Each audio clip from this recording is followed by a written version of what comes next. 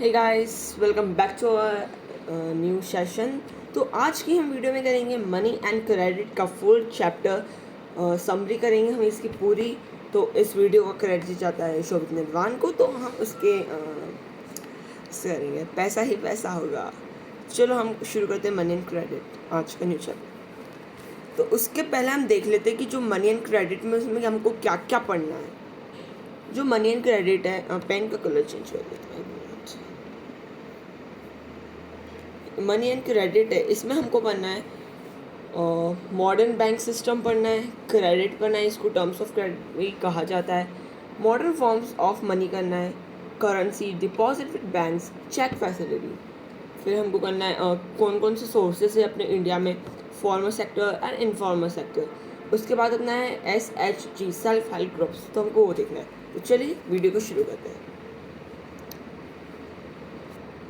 चलो, barter system.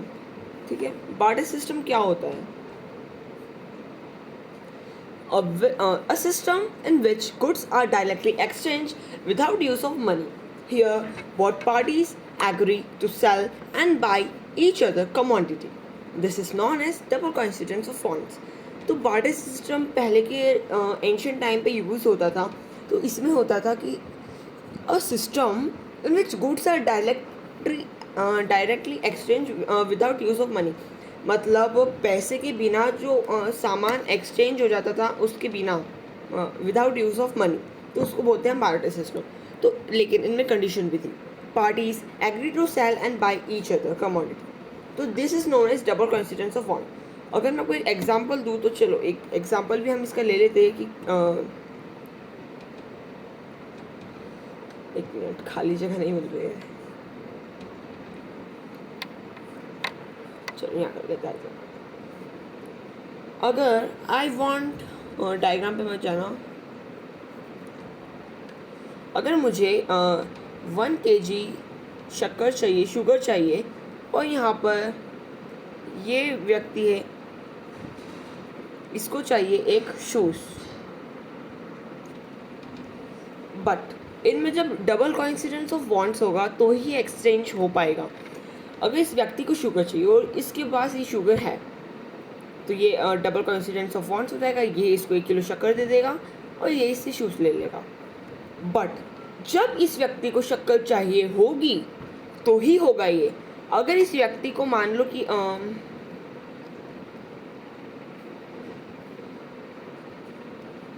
अगर इस व्यक्ति को नमक चाहिए, है ना, इसको नमक चाहिए जूते के बदले और इसको जूते चाहिए शक्कर के बदले, तो ये जो डबल कोइंसिडेंस ऑफ वांट है वो नहीं हो पाएगा। तो इसमें बहुत सारे चेंजेस, मतलब ये थे, कंडीशंस थी जो फेस्ड होती थी। ठीक है, जैसे यहाँ बताया डबल कोइंसिडेंस ऑफ वांट्स होना ज़रूरी था। अब मॉडर्न फॉर्म्स ऑफ मनी क्या होता है? हमने मनी के बारे में सब कुछ पढ़ा है। मनी क्या होता है, हम डेली लाइफ में उसको यूज़ भी करते हैं। Money is something that can act as a medium of exchange in a transaction. Money सब कुछ है, वो एक्ट करती है मीडियम ऑफ एक्सचेंज में, ट्रांजेक्शन्स में। कैसे मनी एक्ट करती है वो अभी हम इसमें जानेंगे। जैसे कि अभी ऐसा हो गया है, मॉडर्न फॉर्म्स ऑफ मनी में अभी ऐसा हो गया है कि जिसके पास पैसा हो उसको जो कुछ चाहिए वो बाय कर सकता है। कोई भी इंडिया में इस करेंसी को लेने से कोई भी मना नहीं कर सकता, बिकॉज क्योंकि उसको RBI ने इशू करा है, और ये भी हम सब आगे नीचे के पॉइंट्स में पढ़ेंगे। ठीक है, तो मनी एक मीडियम ऑफ एक्सचेंजेस है और ये यूज़ होता है ट्रांजेक्शन्स करने में। ठीक है, चलो अब आ जाते हैं हम करेंसी पे। तो ये CBSE पे 2019 का क्वेश्चन भी पूछा गया है। आप चाहो तो स्क्रीनशॉट भी इसका ले सकते हो। ठीक है, चलो। Currency is generally accepted of a form of money, includes coin, paper notes. In India, RBI issues currency notes on the behalf of central government. The law legalizes the use of rupee as a medium of payment that cannot be refused in the transaction in India. Therefore, the rupee is widely accepted as the medium of exchange. तो हम इसको समझ लेते क्या होता है। चलो, जो करेंसी है वो, अब हम करेंसी के बारे में पढ़ेंगे, अपनी जो इंडियन की रुपीज़ है वो, तो वो जनरली एक्सेप्टेड हो जाती है कौन से कॉइन्स, पेपर नोट्स जो कॉइन्स होते हैं, 10 रुपये का सिक्का आ गया, अभी तो 20 रुपये का भी आ गया सिक्का, ठीक है। उसके बाद जो पेपर नोट्स होते 2000 के, 2000 के, 500 के, इस तरह से उनको भी एक्सेप्टेड होता है वो, ठीक है। इंडिया में आरबीआई इशू करता है, Reserve Bank of India issue करती है करेंसी, पैसा को, वो भी on the behalf of central government, ठीक है।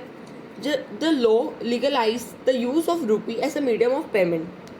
जो पैसा है अपन उसको यूज़ करते हैं as a medium of payment, जो भी कुछ खरीदना हो, और उसको कोई भी रिफ्यूज़ नहीं कर सकता लेने से अपने इंडिया में, ट्रांजेक्शन्स इन इंडिया, ठीक है।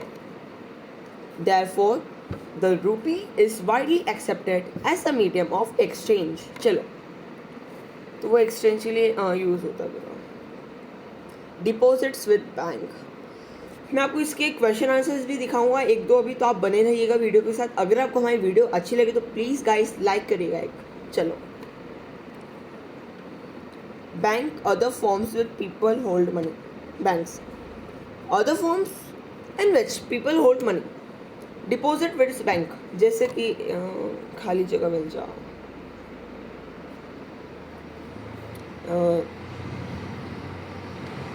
चलो मान लो कि ये जैसे कि ये बैंक है ना। अरे यार मिट गया क्या है। चलो ये हो गया, ओके, ये अपना बैंक है। और ये है अपन, कौन है अपन,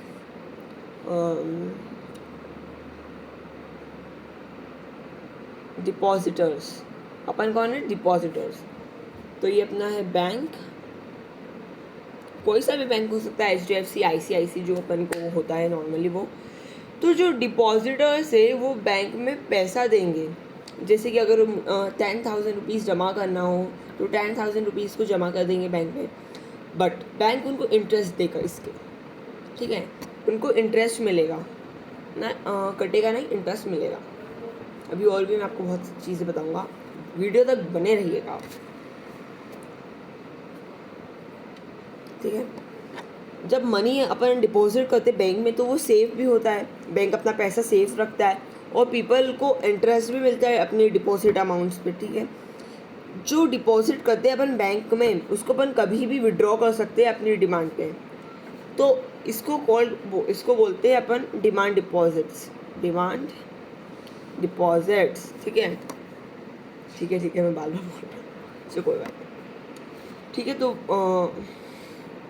ओके, आप देख लेना। अब चेक क्या होता है, चेक फैसिलिटी भी होती है बैंक में, ये भी हमारा हो गया डिपॉजिट विद बैंक, ये हो गया अपना, ये भी हो गया, ये भी हो गया। अब हम करेंगे cheque facility. A cheque is a paper instructing to pay a specific, चलते रहे, amount from the person account. जो चेक एक पेपर इंस्ट्रक्शन होता है, बैंक के द्वारा दिया गया एक स्पेसिफिक अमाउंट होता है, नहीं गलत बोल रहा हूँ, पकड़ लिया करो आप कमेंट में।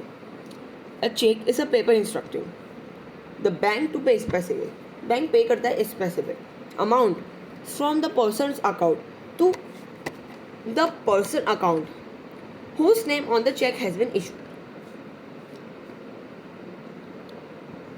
ठीक है। तो जो चेक होता है एक कागज़ का बना होता है, यहाँ पर नाम, यहाँ पर साइन और अपना होता है। जैसे कि मुझे चेक देना है मेरे दोस्त को, मैंने उस पर लिख दिया 5,000, और ऐसे करना बहुत ज़रूरी होता है, बाद में डॉट डॉट करना, वरना पता चला वो एक कोई ज़ीरो लगा दिया, इससे मेरे बैंक में है भी नहीं इतना पैसा, ठीक है। तो ठीक है, ठीक है, ठीक है, ठीक है, थोड़ा मस्ती हो गई बहुत, चलो ठीक है। तो गाय शराब देख लो यार तुम्हें। तो चेक पे जिसका नाम लिखा होता है बैंक उसको पैसे दे देता, अपनी सिग्नेचर उसका नेम होना चाहिए, तो चेक इस तरह से होता है, वरना वो फेल हो सकता है cheque. Cheque made is a cheque is the paper instructing non pay a specific amount from the person's account, the person in whose name the check has been issued. Facility of the check make it possible to settle payments directly without use of cash. बिना cash को use करें payment इधर से उधर transact हो सकता है, okay. अब हम पढ़ेंगे मॉडर्न बैंकिंग सिस्टम। क्या होता है मॉडर्न बैंकिंग सिस्टम, आ जाए। पढ़ते हैं। आपको आवाज़ तो आ रही है ना अच्छे से? लाइव स्ट्रीम बनेगा। चलो, bank mandate between those who have extra funds, the depositors, and those who are in needed of those funds, the borrower. चाहे समझ में नहीं ना तो बस अब मैं इसलिए बैठा हूँ समझाने के लिए। टीचर कौन है? कोई भी नहीं है। चलो 1 मिनट। ब्राइटनेस अच्छी है ना? क्या चाहिए? होगी ब्राइट? ज़्यादा ही होगी ना? कलर चाहिए क्या आपको? अच्छा, कलर आपको अच्छी लग रही है, चलो कलर में अपन चेंज करते रहेंगे। रेड वाला चाहिए ना? ओ रेड वाला ज़्यादा ही हो गया यार, लो पे ही ठीक है।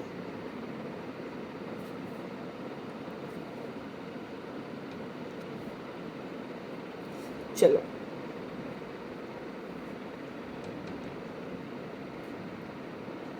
आ जाओ, चलो शुरू करें। Bank charge a high interest on loans that they offer on deposits. This difference between the interest main source of income.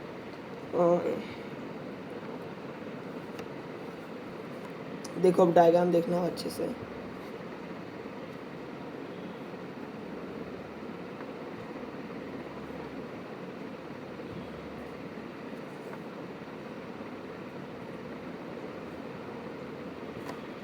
Bank ऐसे तो होता नहीं है, कहीं कहीं होता होगा पर हमारे इधर तो ऐसा नहीं होता।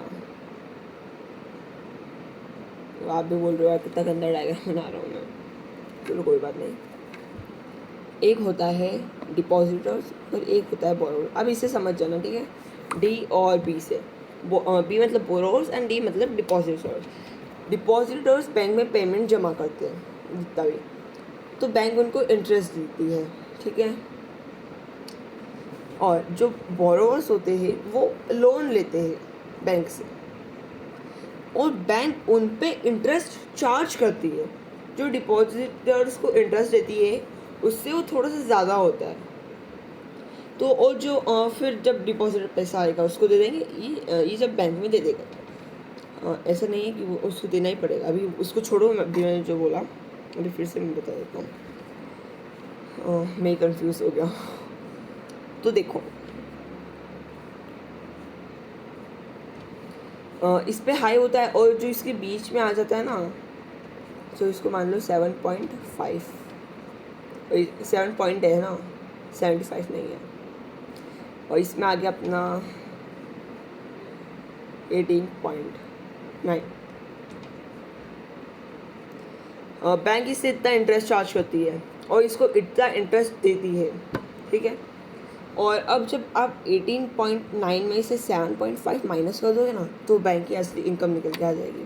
उससे आपको पता चल जाएगा कि बैंक की इनकम कितनी होती है। ये होता है बैंक का कमाने का सोर्स। मतलब कम से कम बैंक के पास 15% कैश होना चाहिए जब भी किसी डिपॉजिट को बैंक से पैसा लेना हो, या फिर कुछ जैसे कि हम ऑनलाइन ट्रांजैक्शंस करते हैं, कभी कभी आपको नहीं बताया या फिर बताया होगा।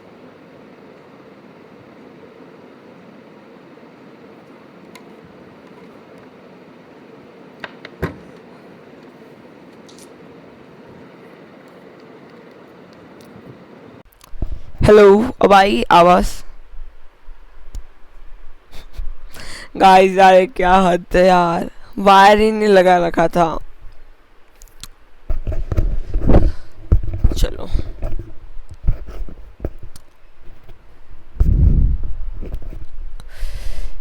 आवाज़ क्लियर है आपको?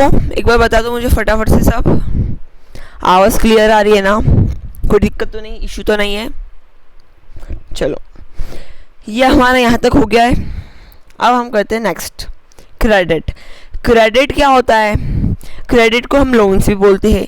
Refer loans agreement in which the lender supplies the borrower which money, goods or services in return to the promise of future payments.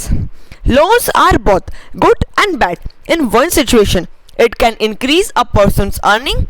In other situation, it may push person in the debt trap. क्या होता है आपको पता है? ये बहुत ज़्यादा हो रहा है। डेट ट्रैप पता है आपको क्या होता है? ये भी नीचे इसकी डेफिनेशन दे रखी है, देखो नीचे, अभी हम देखेंगे बाद में, अभी मैं आपको एक बार एक्सप्लेन कर देता हूँ, अभी आप मत देखो, नहीं देखना तो देख सकते हो, ऐसा नहीं है। चलो एक बार मैं आपको एक्सप्लेन कर देता हूँ पूरा ये। क्रेडिट लोन्स, जो लेंडर सप्राइज करता है बोरोवर्स को मनी, गुड्स और सर्विसेज, उसको रिटर्न करता है, मतलब फ्यूचर पेमेंट्स में होता है, मतलब इस टाइप से कुछ। लेकिन ये आप ध्यान रखना, इनफॉर्मल और फॉर्मल से हमेशा बोर्ड एग्जामिनेशन में एक क्वेश्चन आता है 5 मार्क्स का इस चैप्टर से, तो वो आपको करना है, बहुत इंपॉर्टेंट है, मैं आपको उसको बहुत अच्छे से कराऊंगा, ठीक है। डेब्ट ट्रैप का मतलब कोई कर्ज में फंस जाना, मतलब उसको ये कहते हैं, जैसे कि बैंक से लोन दे रहे हैं, उसको अपन दे नहीं पा रहे, ज़्यादा हो गया है मतलब बहुत, तो उसको बोलते हैं हम डेब्ट ट्रैप बोल देते हैं, है ना, उसको डेब्ट ट्रैप ही बोलते हैं। चलो यहाँ पढ़ लेते हैं। इस situation loan is difficult to repay, अभी जैसा हमने बताया मैंने आपको कि जब उस व्यक्ति के लिए जो पैसा लेता है लोन के रूप में, उसको देना मुश्किल हो जाता है वापस रीपे करना, तो उसको हाई इंटरेस्ट के साथ, जब हाई इंटरेस्ट उस पर चार्ज होता है और उसको रीपे करना मुश्किल हो जाता है, वो नहीं कर पाता रीपे, तो डेब्ट ट्रैप में फंस जाता है। अभी आपने इंग्लिश के चैप्टर पढ़ा ही होगा, कौन सा वाला, वो था ना MM लॉइजल, MM फॉरेस्टर वाला, नेकलेस वाला, हाँ द नेकलेस, उनमें देखा तो कितने 10 साल तक डेब्ट ट्रैप में फंस गए थे, फिर हुआ था। टर्म्स ऑफ क्रेडिट, अब क्या होता है टर्म्स ऑफ क्रेडिट, तो हम इसको अच्छे से पढ़ लेते हैं, फिर हम देखेंगे, और किताब से हम देख लेते हैं, ज़्यादा लंबी वीडियो नहीं करना चाहता मैं, अब देख लेते, बस पहुँच ही गया, ख़त्म होने वाला है। चलो, सेल्फ हेल्प ग्रुप्स भी इंपॉर्टेंट है, हाँ ये दोनों बहुत इंपॉर्टेंट है, इनफॉर्मल फॉर्मल और सेल्फ हेल्प ग्रुप। चलिए हम पहुंचते हैं टर्म्स ऑफ क्रेडिट पे, पेन चेंज करो, अच्छा आ जाओ,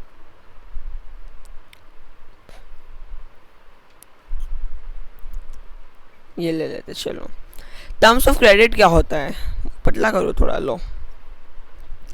Conditions under which a loan is given, it may include of payment, rate, interest, duration of credit and another related reasons. Collateral is an asset that the borrower owns, such as land, vehicle, etc. and uses to the guarantee to lender until the loan is repaid.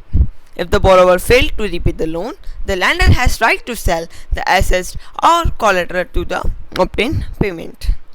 अब इसको हम explain कर देते हैं। Terms of credit क्या होता है, credit का मतलब आपको पता चल गया, इसका मतलब होता है लोन्स, इसका मतलब होता है लोन्स। उसके बाद हम आगे का पढ़ते हैं। It may include methods of payment, तो इसमें क्या पेमेंट के मेथड्स बताए जाते हैं कि क्या होगा, इंटरेस्ट आपको कितना देना पड़ेगा, बाल सही नहीं, अच्छा, इंटरेस्ट आपको कितना देना पड़ेगा, कितना पेमेंट है, कितना रेट है और क्या ड्यूरेशन है उसका, तो ये सब कंडीशंस है उसको पूछी जाती है।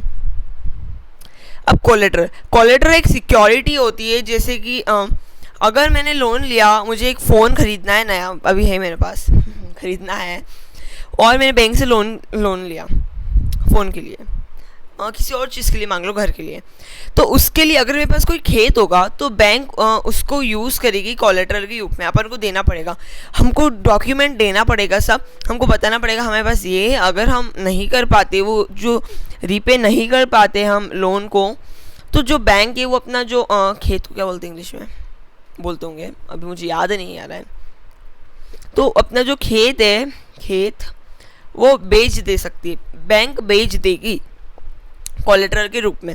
इसको वेसिकल भी हो जाता है, लैंड भी हो जाता है, जैसा हमने अभी पढ़ा, अगर वेसिकल होगी तो भी वो बेच देगी, अगर उसको आप पैसा लेने के लिए, अगर आप नहीं दे पाते हो तो उसके बिना बैंक नहीं बेच सकती, अगर आपने दे दिया तो, ठीक है। चलो, collateral is the security of assets borrowers own such as land, vehicle and uses a guarantee to the lender with until the loan is repaid, जब तक लोन रिपेड नहीं हो जाता जब तक वो चाहिए रहता है अपन को। कभी भी याद रखना, इनफॉर्मल सोर्सेज से लोन मत लेना, बहुत हाई इंटरेस्ट चार्ज होता है किसी चीज़ के लिए भी, मतलब आप रिलेटिव्स फ्रेंड से ले सकते हो, वो इंटरेस्ट नहीं करते चार्ज, मनी लैंडर से मत लेना, ठीक है। ओके, अपना यहाँ तक हो गया है। अब in village they are credit arrangement for different categories of borrowers, तो हम ये पढ़ लेते क्या है। Loans from money lenders, from traders, from banks, from employers and from cooperatives. अब जैसे कि जो बैंक है और ये अपना कॉपरेटिव्स है, ये अपना उसमें आ जाता है इनफॉर्मल सेक्टर में. सॉरी ये आ जाता है अपना फॉर्मल सेक्टर में. मनी लेंडर्स, ट्रेडर्स और अपना ये एम्प्लॉयज, ये आ जाता है अपना इनफॉर्मल में. ठीक है, अब हम पढ़ते हैं credit source of in India.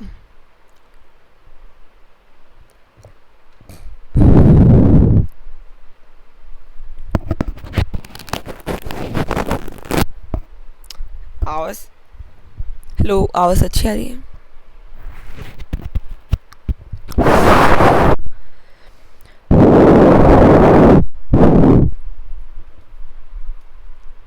Minutes हो चुकी है, अपन को फटाफट से कर लेते हैं. Formal sector, informal sector. The former are loans from banks and cooperatives. जैसा हमने भी आपको बताया कि जो फॉर्मल सेक्टर होता है उनमें बैंक्स और कॉपरेटिव्स होते हैं. इनफॉर्मल में आ जाए अपना money landers, traders, employers, relatives and friends. वैसे मुझे नहीं पता कि रिलेटिव्स और फ्रेंड्स चार्ज करते हैं नहीं करते, पर आई थिंक नहीं करते. लैंडर्स जो होते हैं, मनी लैंडर्स, ट्रेडर्स और एम्प्लॉयर्स होते हैं, वो अपना हाई इंटरेस्ट चार्ज करते हैं.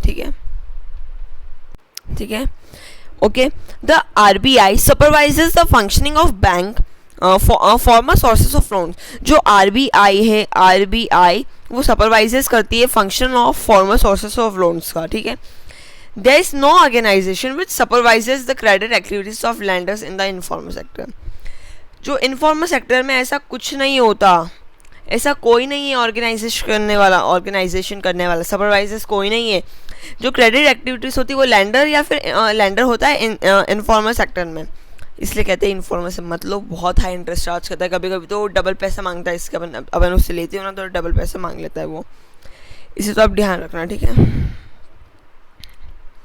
RBI sees that the bank given loans not just to profit making business and traders but also to small cultivations, small scale industries, to small borrowers etc. तो RBI वो देखती है, bank को देखती है अपनी तिखी तिखी आंखों से. देखो आंखें तो बने ही नहीं मैंने. बैंक को देखती है RBI, है ना. पूरी नज़र रखती है कि वो बैंक सिर्फ एक जने को तो नहीं दे रहा है. कभी वो बैंक अपने प्रॉफिट में तो किसी को लोन्स नहीं दे रहा है प्रॉफिट के लिए, मेकिंग ऑफ बिजनेस और ट्रेडर्स के लिए. ऑल्सो देखती है कि छोटे छोटे लोगों को, स्मॉल स्केल इंडस्ट्रीज़ को, स्मॉल बॉलोवर्स को लोन दे रहा है या नहीं. ठीक है. उसके बाद इनफॉर्मल में देखते हैं they can lead at whatever interest rate they choose. इनमें ऐसा कुछ नहीं होता. जो इंटरेस्ट मांगे अपन को देना पड़ता है अगर अपन ले तो. ठीक है. चलो अब आ जाता है अपना periodically banks have to submit information to RBI. जो बैंक होता है उसको इंफॉर्मेशन सबमिट करनी पड़ती है RBI पे, और उसमें लैंडिंग होता है हुज इंटरेस्ट रेट एट्सेट्रा. कि बताना पड़ता है कि क्या आपने इंटरेस्ट लिया, इंटरेस्ट रेट हुआ, क्या चार्ज करा आपने. तो ये सब अपन को RBI के रूप में बताना पड़ता है. ठीक है. Okay. There is no one to stop from unfair means to get their money back. Okay. Informal sector, informal source, यही होता है अगर आप informal source में से लेते हो तो. There is no one to stop. आपको कोई stop करने वाला नहीं है कि जो unfair means से आप money back कर रहे हो, money ले रहे हो, या ऐसा कुछ नहीं है. The cost to the borrowers of informal loans is much higher. No record to the transactions are kept poor and hustle. जो अपना बैंक होता है ना उससे तो हाई ही होता है इनफॉर्मल सेक्टर का, इतना मुझे पता है. उनका माना वो कितना लेगा. यहाँ पर वही दे रखा है the cost of the borrowers informal loans is much higher as no record of transactions are keeped and poor harsh. तो बस यही इसमें से दे रखा है. एक मिनट रुको. चलो मैं आपको अब सेल्फ हेल्प ग्रुप्स बताइए, ये भी बता के मैं वीडियो एंड कर दूंगा. एक इंपॉर्टेंट क्वेश्चन देख लेंगे हम. ऐसा करूँ इसके लिए दूसरी वीडियो बनाऊँ क्या मैं? ऐसा करता हूँ globalisation of money and credit दोनों के साथ में बता दूंगा आपको मैं. अभी मैंने ग्लोबलाइजेशन की भी वीडियो आपको अपलोड की है, आप उसको भी जाके अवश्य देखिएगा. ज़्यादा टाइम नहीं लूँगा क्योंकि मुझे पता है आपके पास बिल्कुल टाइम नहीं है अभी. अब मस्ती मजाक हो गया बहुत. चलो. सेल्फ हेल्प ग्रुप्स ये पुअर लोगों के लिए होता है, जो गरीब लोग होते हैं उनके लिए. हाँ, इनमें ज़्यादा से ज़्यादा 15 से 20 मेंबर होते हैं एक ग्रुप में। रेगुलर उनकी मीटिंग्स होती है, डिस्कशन होता है सोशल के ग्रुप्स पे। 25 से 100 रुपये वो जमा करते हैं सेल्फ हेल्प ग्रुप, अगर उनको उनकी एबिलिटी के हिसाब से वो जमा कर लेते। उसके बाद अभी हम पढ़ लेते, उसके बाद हम आगे का मन महा करेंगे। चलो एसी ऑन कर दो यार, गर्मी लग रही है बहुत। चलो पंखा भी चल रहा है, क्या पता पंखे से आवाज़ तो वो नहीं हो रही थोड़ी। Self-help groups has 15 to 20 members who meet regularly and pour their saving varies from 25 to 100 or more depending on their ability of person। तो डिपेंड होता है उनकी एबिलिटी क्या है उस पर्सन की, ठीक है, पर्सन की एबिलिटी पे वो होता है। चलो after a year or two it regular savings it becomes eligibility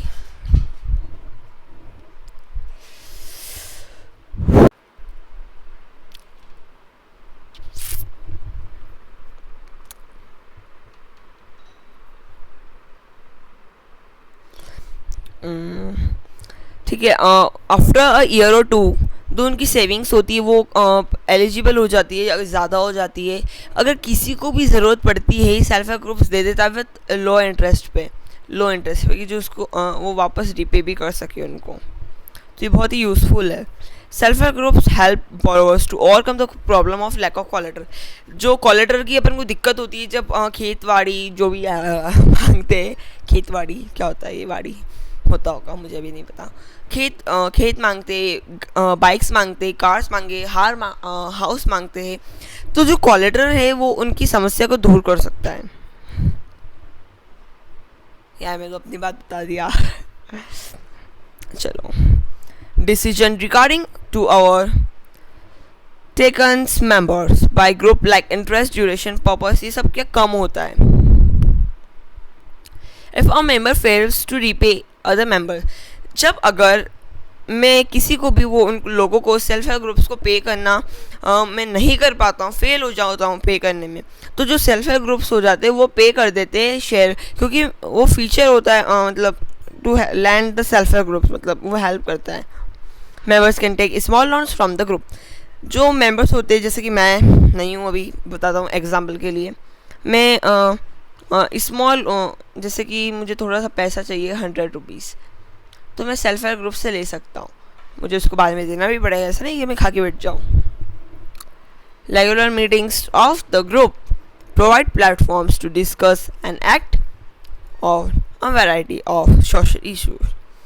अब ये इम्पॉर्टेंट क्वेश्चंस आंसर है PYQ से, प्रीवियस ईयर क्वेश्चन से, तो सब कुछ हम डिस्कस करेंगे गाइस 10 से 15 मिनट में, और अभी नहीं नेक्स्ट वीडियो में, क्योंकि वीडियो बहुत लंबी हो गई है, 28 मिनट्स हो चुका है, हमारा चैप्टर ख़त्म हो चुका है। तालियां। तो गाइस आपको हमारी वीडियो अगर अच्छी लगी हो तो प्लीज़ लाइक शेयर भले मत करना, शेयर मत करना, कोई भी नहीं करता वैसे भी, और लाइक और सब्सक्राइब कर देना बस।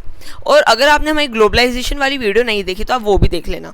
हम अभी इसके बाद हम दोनों की क्वेश्चन आंसर्स की वीडियो बनाएंगे। अगर आपको उसके क्वेश्चन आंसर चाहिए वो तो मैं देंगे। और अभी आप बता दो अभी हम कौन सा चैप्टर करें। तो इस वीडियो का क्रेडिट जाता है शोभित निर्वाण को, क्योंकि हमने उसके नोट से हम आपको पढ़ाया है। तो ये देख लीजिए, पैसा ही पैसा, डिज़ाइन बाय शोभित निर्वाण, टॉपर्स की आंसर। चलो guys, thank you so much, like share subscribe and bye bye.